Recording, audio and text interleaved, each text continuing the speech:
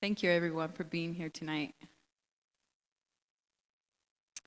I don't remember all the details, but I have been told that my parents came to the United States when I was 5 years old. They left me and my siblings with family friends in Mexico and worked for a while until they had enough money to bring us to meet them. By the time they had the money, I was 8, and I do remember very clearly the experience of leaving Mexico with my brother and sisters. I could remember having to cross a river, and the mud was so deep that my shoes got stuck, and I couldn't pull them out. It was so bad, my brother had to pick me up and carry me on his shoulders. I remember when a helicopter went by, and we all had to lay down and be super still in the tall grass so they couldn't see us. I remember being wet and hungry, but we had to stay in an empty trailer for 2 nights until we could continue again for some reason. Then it was time for us to run, and we were met by a car that drove us away. I had to lay flat on the floor, but I could still look out the windows at the treetops passing by, which was nice. It was good not to be walking anymore. My body was so tired. When the car finally stopped and it was time to get out, we were in Fort Collins, Colorado. We were home. I had to start going to school right away, but I was different from everyone else there. I didn't speak any English, and no one really offered much help. I just had to figure things out on my own, and it took me 6 months to learn English. Something else that was different about me than the other kids was the way my father disciplined me. I didn't get grounded or have my privileges taken away. I was physically abused anytime I did anything wrong. When I was 5 minutes late coming from the neighbors or I wasn't doing well in school, I would receive a beating as my punishment. In Mexico, neighbors would look the other way when things like this happened, but here in the United States, it was very different. Our neighbors ended up calling CPS after seeing my dad hit me, and that is how my journey began with the system. When I was in 9th grade, I started getting in more trouble and really acting out. I wanted to be loved, to be so badly loved, to be accepted, and ended up getting involved with the gang. I had to steal a very expensive pair of shoes from another student and wear them to the school next day to be accepted to the group, but of course, I got caught. The kid's family decided to press charges, and that is how I started with the criminal justice system. I had to go to court, complete UAs, and take classes on how to be a good community member. At that time, I thought it was pretty stupid, but looking back, it taught me a lesson. Back at home, my parents had started making and selling fake IDs. My mom knew I was good with technology and got me involved. She said I would get a good beating if I didn't do what I was told. My parents were also renting out rooms to random people who did horrible things to me after everyone went to sleep, but I couldn't tell anyone because they wouldn't believe me, and I was afraid to get punished. I would run away trying to escape my situation, but that only got me removed from my home temporarily, and when I returned, it was worse. I had enough of the physical and sexual abuse, enough of doing things that I knew that were illegal to help my parents make money. I decided to call my caseworker and tell her everything I was experiencing. We made a plan, and she asked me to grab some evidence and bring it to school with me the next day, so I did. The next day, I found myself making fake IDs for detectives, walking them through the process, and watching their surprise at how good the IDs were. After that interview, I went back home paranoid and afraid of what was coming next. I vividly remember 2 police officers and my caseworker at my parents' door. I recall the camera flashes and the rulers as they documented the bruises I had all over my body. This would be the day I got removed from my home. I was placed in a kinship and then my first foster home. It was a very nice place, and I felt connected to them and really hoped that I would get adopted. I did, however, still miss my actual family. So one day, I decided to sneak out of my foster home to go home and see my parents. I knocked on the door of where I used to live, and to my surprise, someone else answered. I was so confused. That woman told me that the week before, my parents had gone back to Mexico because SWAT came to the house. I stood on the doorstep for what seemed like a long time, realizing that for the first time in my life, I was completely on my own. I was only 15 years old, and I officially had no family support. Little did I realize that the feelings of deep loss would keep coming, because in 7 short months, I would move to another foster home from the home that I had loved so much. I was kind of evil to the next foster parents because I was hurt from the first situation. I don't feel like I belonged anywhere, so I was removed again. Then someone from my church actually got their license so they could be my foster home. They love me for me. They helped me to shape me, and they helped me understand what values are. Most importantly, they taught me how to love myself.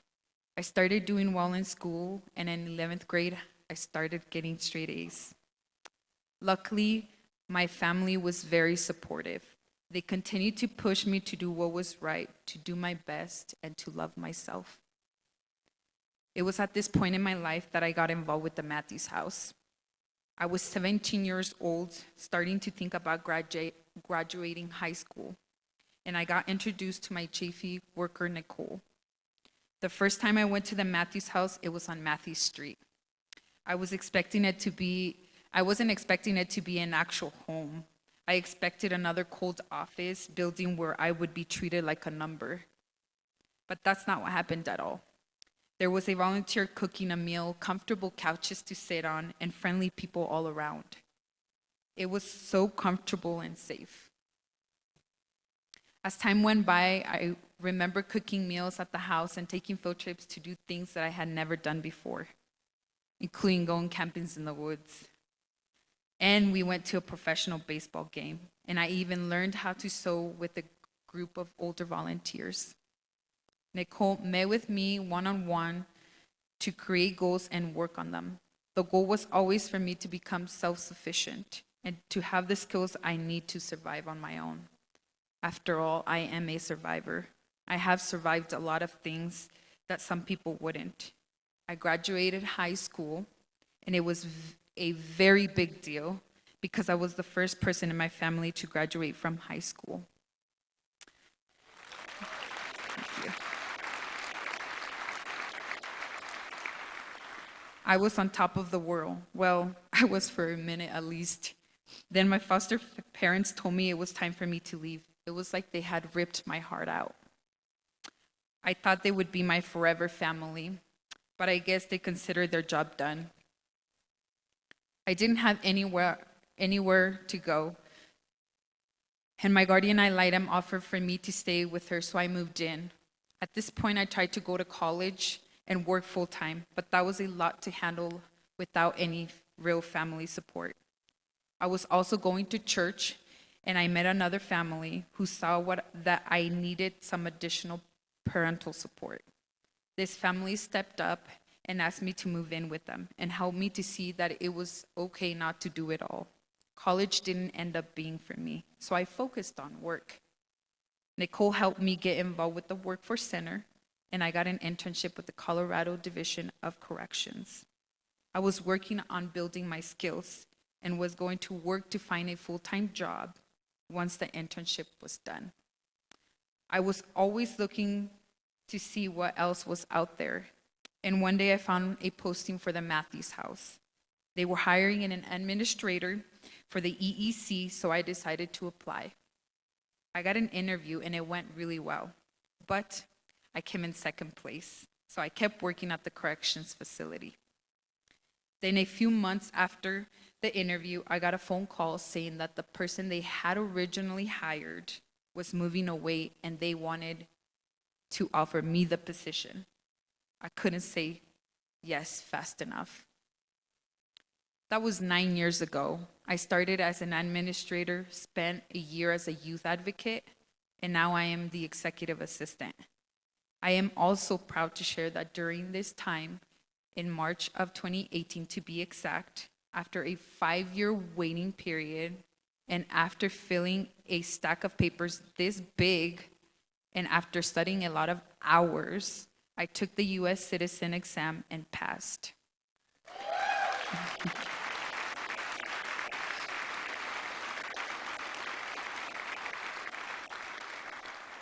So many of the things in my life wouldn't have been possible without the support of the Matthews House. I love my job. I love the people I work with and the work I get to do. I also love knowing that I'm part of an organization that helps people who are in situations like I was. Young people who find themselves with no family support at all. One thing I love the most about my journey with the Matthews House is how they supported me when I needed them the most. And they still offer that same family style support today. Nicole went from encouraging me as my Chafee worker to now being my executive director and encouraging me in my professional journey. Thanks to the help and support I have received from Nicole and everyone I have worked with at the Matthews House, I am proud to say that I am breaking the cycle. I am better for my kids than what I had growing up. I have been blessed with a loving and supportive husband and a beautiful blended family with 5 kids, ages 10, 8, 7, 2, and 4 months old. And now that I am a mother, I understand that parents are not perfect, which led me to reconnect with my own parents toward having a relationship with them. It has been a long and winding road, but one that I am proud to call my own. Someone asked me once if I would change my past, but I would say no. I wouldn't be standing here tonight if it weren't for my past. I wouldn't have so many special relationships and opportunities if not for the things I have been through. The Matthews House has been such a unique part of my journey. At first with me supporting them, and now with me having the opportunity to support them. Honestly, they are more like a bonus family at this point, and I truly wouldn't want it any other way. Thank you.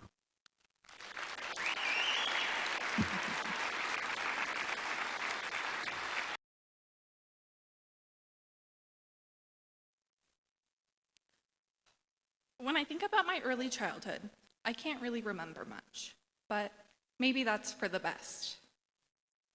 My dad was a truck driver and would be gone for long periods of time. And although my mom was around, she wasn't really there because she was addicted to meth and she had a sadistic personality disorder. I remember my grandma being pretty involved, and sometimes we got to stay at her house. I had an older brother and a younger brother who lived with me. I also had 3 older half-siblings who were removed from the house before I was born. Although my memories are scattered, I will never forget the night we were removed from our house.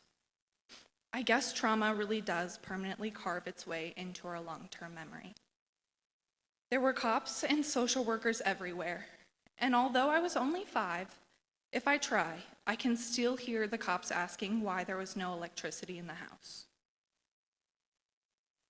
They asked if there was any family we could go to because they were not going to let us stay there. My dad told them that we could go to his mom's, so they took us away to the social services building to wait for my grandma. Staying with my grandma didn't last long, though, because 3 kids was a lot for an older lady. So we went to stay a while with my aunt before we got split up into 2 different foster homes. My brother going somewhere that had more help for his mental needs, and my younger brother and I moving into our first foster home placement. The foster family loved me for me. They accepted the fact that I had trauma and were willing to get me the help that I needed. They wanted to adopt me, and I wanted them to be my family. But when the time came for that, my aunt decided she wanted me back. So I moved again. Back with my aunt, but without my brother this time, because he was too broken for her. She thought I was fixed. She assumed that I would be normal after being in foster care for 2 years. The problem was, I wasn't. I was severely traumatized. Someone doesn't just get over the abuse I experienced during the first 5 years of my life. My aunt couldn't just send me back to the foster care system, although I think she wanted to. That would have made her look bad. So, instead, she made up a horrible lie. A lie about my behavior that landed me in jail and left me with a criminal record when I was only 12. I didn't do what she told everyone I did, but she was the adult, so they just believed her. When I got out of jail, I had to go to a group home, and that was rough. The adults were super nice to me, but the other girls were not nice at all. I spent an entire year getting bullied until I went to live with another foster home. Now, up until this point, I haven't mentioned much about my parents, because I only saw them a few times after we were removed. You see, when I was 12 years old, my caseworker had told me that my parents had been arrested.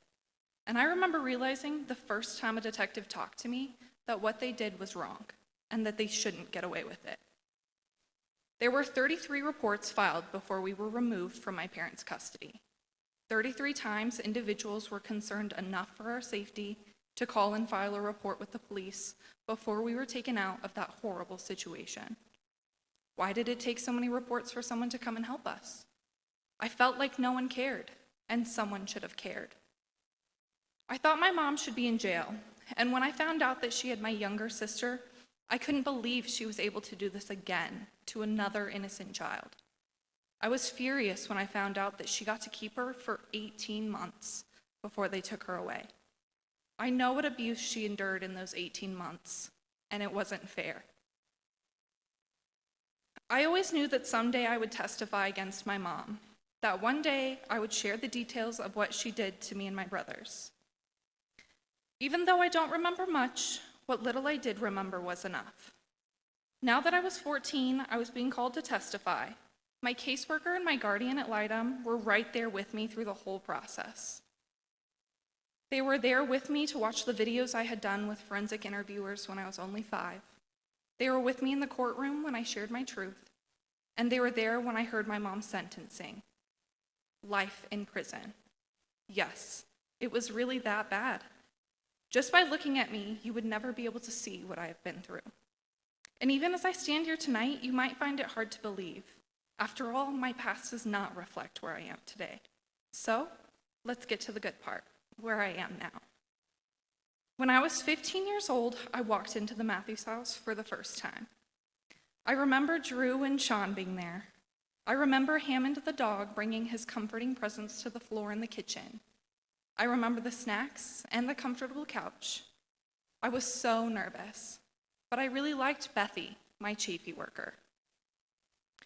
Before long, I joined the girls group, was going rock climbing, volunteering for the youth advisory board, and even speaking at foster parent support groups, sharing with them what they were getting into by stepping up to become a foster parent.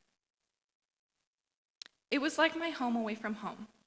It didn't take long for me to realize that I belonged there, not just as a client, but as a part of the team. I even told Bethy that one day I was going to work there, and she thought that was a great idea. I wish I could say that my traumatic experiences were done happening after my parents were locked up, but unfortunately, my foster home situation got bad again after my junior year of high school. However, Bethy was right there as I navigated dealing with the police, getting my belongings, and helping my new home become a host home. She was an advocate for me when my foster mom got her fostering rights revoked for what she had done. My relationship with Bethy was different than any other relationship I had had with an adult. We got things done, but she also spent time with me, investing in me as a person. She even taught me how to drive. Talk about going above and beyond. As I got closer to graduation, Bethy helped me apply for college, get scholarships, figure out my living situation, and so much more. She was truly my person through everything, and I don't know what I would have done without her. After graduating, I attended my first year of college fully paid for thanks to the work that Bethy and I did applying for scholarships and financial aid. I lived on campus my first year and then got to move into my apartment after that. I will never forget going shopping with Bethy for the necessities of my apartment and then moving in. I had never experienced a sense of security, a sense of safety, the way that I did the first time I closed the front door of my apartment. It was my place. No one could hurt me there. No one could kick me out. No one can make me feel like I didn't belong there. I was truly in control for what felt like the first time in my life. If you asked me at any point as a kid if I thought I would ever experience that, I would have told you no way. I could not have dreamed that that was even possible. And honestly, it wouldn't have been without Bethy, without the Matthews house. I decided to major in human development and family studies and applied for an internship in the Matthews house my junior year of college, and I got the job. I was pretty proud.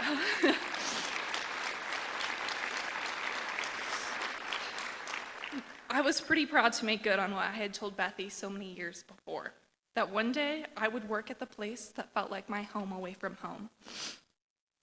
Sorry. On May 18th, 2024, I did something that only a few people probably believed I could do.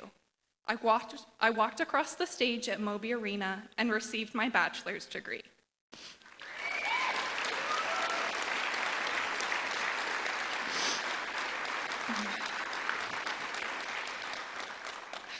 I beat all the odds. And you know who was there for me after the ceremony?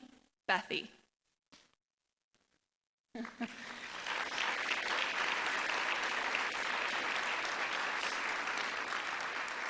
As for my future, I have honestly known since I was 10 that I was destined to be a guardian ad litem. My GAL had a major impact on my life when I was younger, and I made the decision that I wanted to do what she did for me for other kids in situations like mine. Now I know this means law school is in my future, and I am working on that as we speak. The best part about this is that I will get to continue my partnership with the Matthews House when I achieve this goal. As I look at my life today, I am proud. My past does not define me at all. In fact, if I don't share it with people, they would never know how much I had to go through to get where I am. They just see how strong I am. I have an amazing friend group, my own apartment, a car, a supportive and loving partner, and the best cat in the world, Bugsy. I know that all of this wouldn't be a reality without my involvement with this special organization, not only as a participant, but as an intern and now as a full-time team member. I have been full-time at the Matthews House for almost 2 years now. I am a Chafee navigator, and I can say that I honestly love my job, just like Mariana. The best part is I get to step up for my clients the way that Bethy stepped up for me. I get to be their person when they thought that they had no one. This is another reason why we are here tonight, to raise money for this amazing organization that has an entire staff who steps up, not only for youth, but also for families in need within our community. As a client, I got the benefits from money raised at events like this one. And now as an employee, I get to see firsthand how the money is impactfully used on the different programs. You being here to celebrate with us and donating to support the work is what allows us to continue doing the work, to expand the work, and to make an even bigger difference in our community. It is what helped us grow from that little house on Matthew Street into the amazing organization that we are today. And for that, I thank you. From the bottom of my heart, I thank you. I can't imagine my life without the Matthews House. Or I guess I could, I just absolutely wouldn't want to.